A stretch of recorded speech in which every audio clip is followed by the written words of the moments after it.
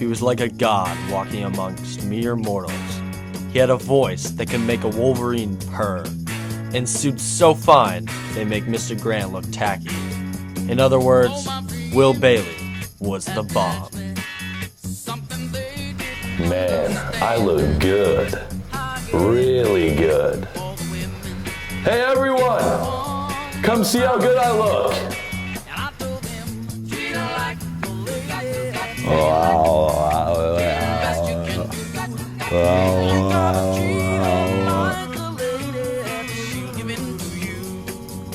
Ribs. I had ribs for lunch, that's why I'm doing this. How now, brown cow? How now, brown cow? How now, brown cow? How much time? 30 seconds? I'm on right now? I don't believe you. Ah, come on, Truman, I look like crap. I got bags under my eyes. What's wrong with you? I love Red Bull. Red Bull, Red Bull, Red Bull. Down into my belly.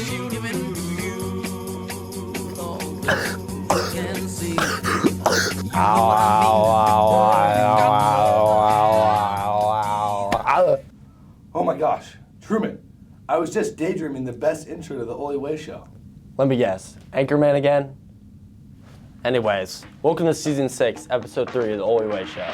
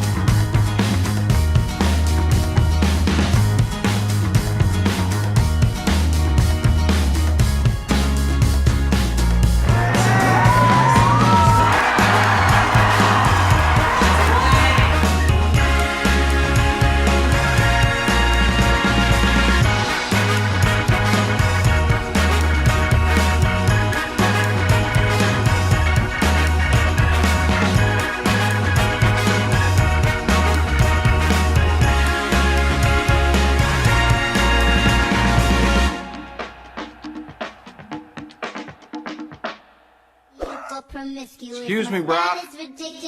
You're excused.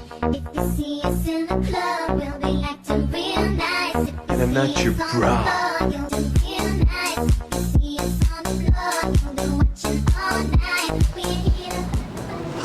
Wow, that looks heated. Come on guys, let's settle it on the court. Staff-student basketball game.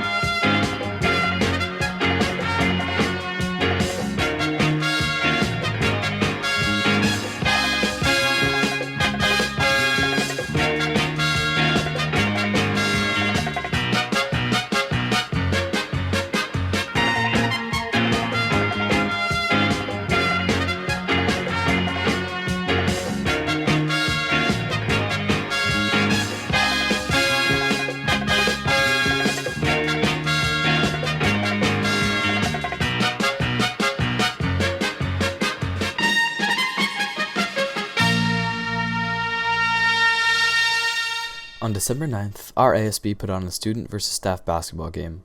In addition to the action on the court, it was a great way to cap off our canned food drive. We brought in so many donations. What a great way to finish off a record-breaking year alongside bringing our OHS community closer together. Let's hear what some participants had to say about their experience in the 2022 student versus staff basketball game. Why do you think putting on an event like the teacher-student game is important for our school?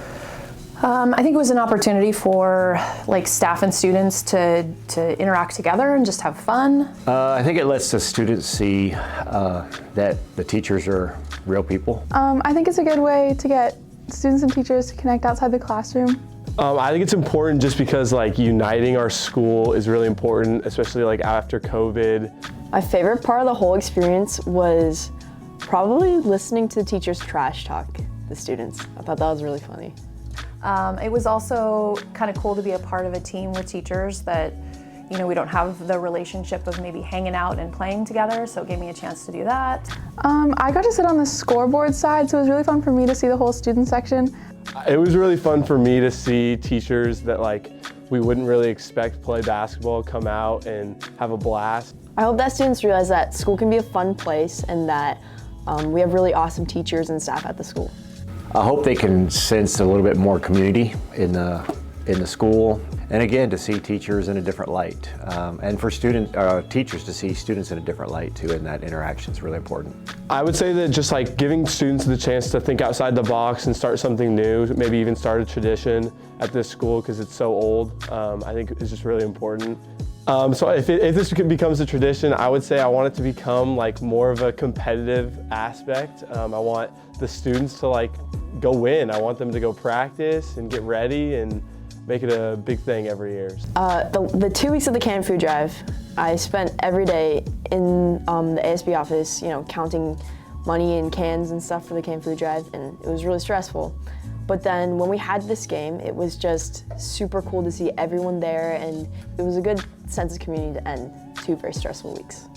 Ending off the canned food drive on such a high note, and especially just getting the whole community together, allowing for the entire school to get together, was really important, and I think that it's a great way to end the canned food drive. It was great school atmosphere. It was wonderful. I played in a few of these. We've never lost, just so you know. The staff has never lost since that I can remember. The kids were a little overconfident. I think they forget that a lot of these old people played basketball. Miss Conklin was a really good high school basketball player. You could see it, the way she boxed out, didn't miss a rebound, knew where to pass the ball. It was good. Jacob was tough, French was tough, Violet's tough. The biggest thing was this. At halftime, we set a goal for ourselves, and that goal was that Mullen didn't fall down and that he hit the rim on his next shot. He got half the goal. He did not fall down in the second half. Hit it, Mullen! Hit it, Mullen! I'll have to go back and watch the film, but I don't think he hit rim, so what are you going to do? To be honest, I just think we got outplayed. It was a skill issue. We shot too many threes. We couldn't hit them. I think we hit one all game. We shot about probably 60, so that's the only thing I got. I agree. What about Willie? No comment at this time. It was traumatic. No, it was a dramatic win. Unexpected the whole time. A little violent, and I kind of enjoyed that part. Enjoyed taking a few students down. I'd like a rematch next year. Can't wait. Hope it's a tradition. I don't know. Love the crowd. What an awesome crowd to watch such a game as this one. I guess that's about it.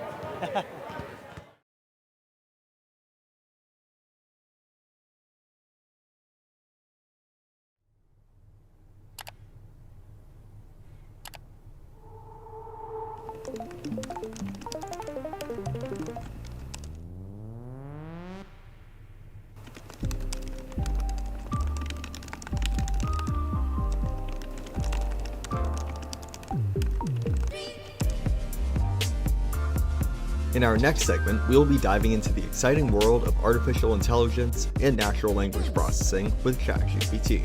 Developed by OpenAI, ChatGPT is a powerful language model that can understand and respond to human language, making it capable of generating human-like text. We will be exploring the capabilities of ChatGPT and how it's being used in various industries. So stay tuned for an informative and intriguing segment on ChatGPT. Now, if you've been paying attention to the news recently, you'll have undoubtedly seen ChatGPT making the rounds over and over again. ChatGPT. ChatGPT. People look at it like how the iPhone shifted the way we use mobile cell phones, how the dot-com bubble shaped the internet, and now how AI-powered tools like this will revolutionize the way we use and learn new information. There are many upsides to this tool, and who would know better than our English department head, Mr. Jacobs. With ChatGPT and the implications of a scaled use of a technology where the public can now use it, and we've seen how actually quite good the product can be with a lot of different examples. I think we can start to see how the writing and the language model works and what we could do with it. Everything from translation to debugging code to writing in general. I think the impact we will start to see it in forms of writing, but we've also seen it in forms of art, like DALL-E, which is also from the ChatGPT makers. You can type in some words and it will create some visual for you. Google is also working on something where you can type in some words and it will create songs. It will create music. I think the impact is really for also efficiency. I think efficiency is where we could really use that in a positive way with AI tools. On the note of efficiency, a tool we all know and use daily, Google, will be implementing their own version of an AI assistant into their search engine later this year, unlocking this OpenAI experience to an even broader scale of people. Think about how often you go to look up stuff and have to dig through multiple rows of websites to find the one that might contain your answer. Well, no more is the goal of programs like these. Getting an answer to your query would ideally be instant and accurate. The latter is key.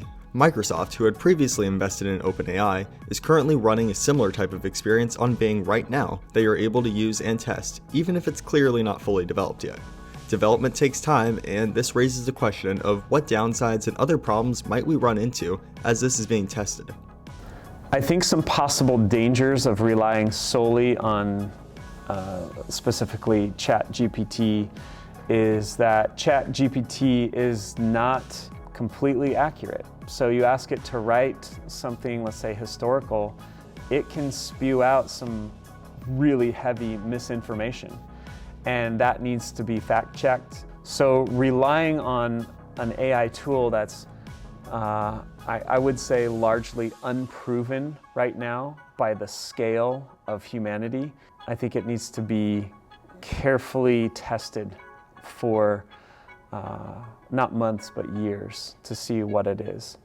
Also, if we rely on it as a student and only AI writing, then we miss very much the power of writing in general. And this second point brings up yet another discussion surrounding how to use tools like these responsibly.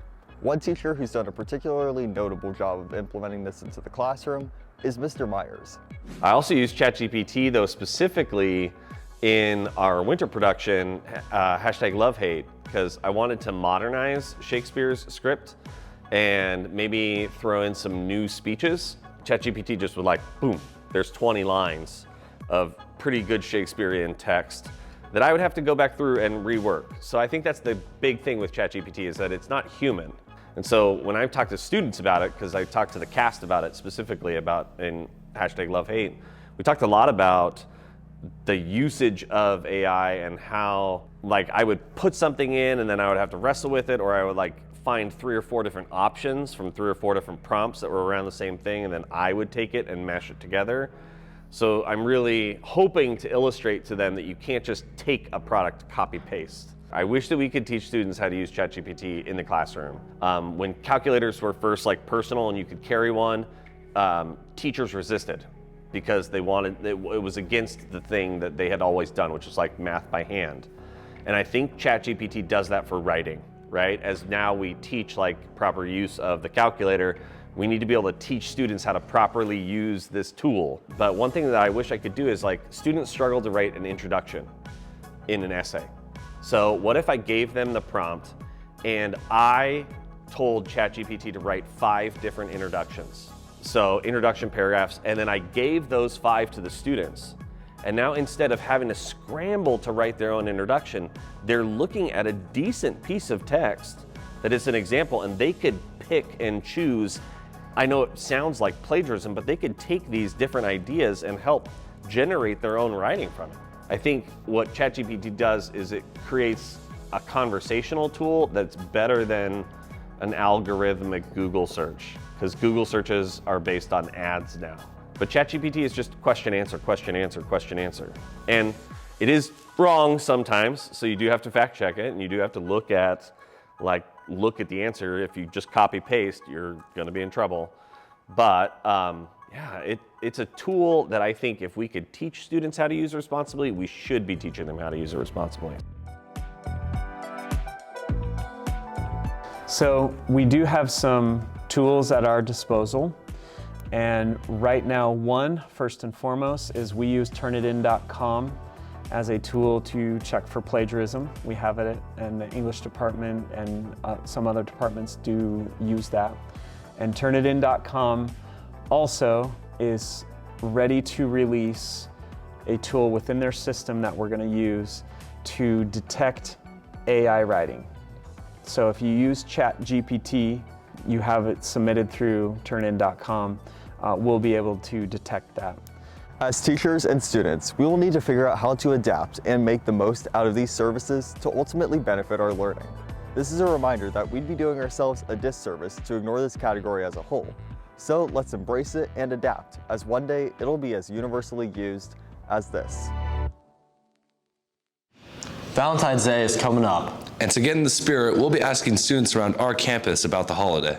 Today I'm here with Martel, Lincoln, Mrs. Fab, Andreas, Charles, Oliver Williams, Oliver Borean, Wilson Mondras, Oscar. Are you a fan of Valentine's Day? Yeah, sure. I mean, yeah, it's pretty fun. Sure. Sure. Yes, I am. Absolutely, yeah. Yes. No? No. Of course. You know, I think it's a good day to just let people know you love them, but I don't think you need to buy all the stuff. Do you have a Valentine this year? Always. Maybe. Not this year. That's all right, man. No, I'm a lonely boy. Do you have a Valentine this year? I do. No. That's all right, man. Yes, I do. I sure do. Do you know Mr. Fab? Yeah. He's been my Valentine for nearly 30 years. Do you have any plans over the holiday? If so, what are your plans? Well, we might go to Mexico over the holiday. Who is the mascot of Valentine's Day? Cupid? That's correct. Nice job. Oh, gosh. I'm gonna just say Cupid. I have no idea. That's correct. Cupid. That's a great answer. That's correct. If you had to choose one, would you rather have flowers or chocolate? Chocolate, for sure. All right, so who should pay on the first date? Whoever wants to. Person that should pay on the first date is the person to plan the date, but that's just me. Good answer. Do you like conversation hearts? What are those the things with like The little heart candies. Yeah. Oh, I'm a big fan, I'm not gonna lie. Those get me going, for sure. Do you think teachers will get Valentines this year? About half the will. All right, I'm here with Logan Jones. All right, sweet. Are you a fan of Valentine's Day? You know what, I am. I love Valentine's Day. Do you have a Valentine this year? I do this year, yeah. That's awesome. All right. Do you act like a pepper or salty on Valentine's Day? You know what? I think I'm a pepper.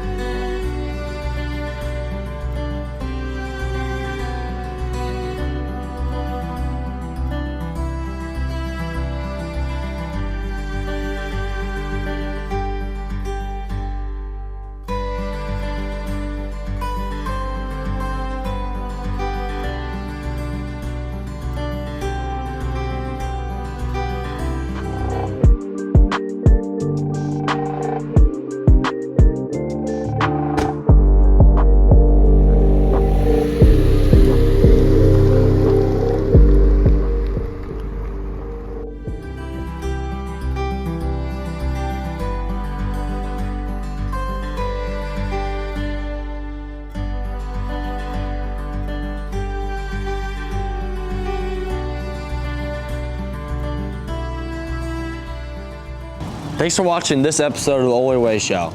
We'll see you guys in April. Go Bears!